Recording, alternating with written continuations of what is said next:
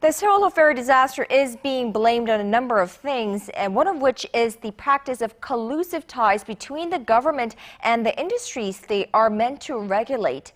And while changes have been promised, they're being met with resistance from special interest groups. Our Ji Myung-kil explains. Retired bureaucrats in Korea have long enjoyed the luxury of finding employment in firms and organizations that have direct links to their former posts.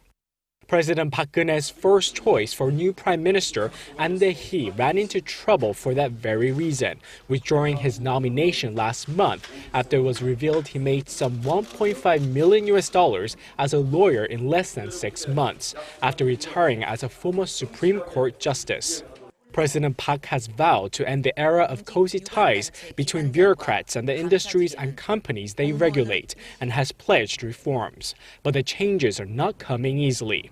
The revised Public Service Ethics Act of 2011 states that the government's Public Ethics Committee must screen any former high-ranking government official that wants to work at a company or public institution.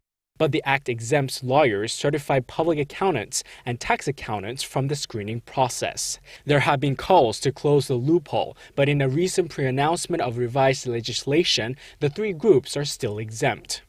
The government needs to submit the revised Public Service Ethics Act to the National Assembly so that we can deliberate on it and make changes to the necessary clauses.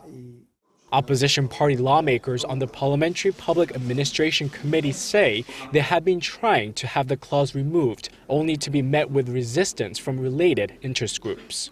Although President Park had vocalized a strong will to end the close ties between the government and the industries they are meant to oversee, legislation that would impose greater restrictions on the practice remains in limbo.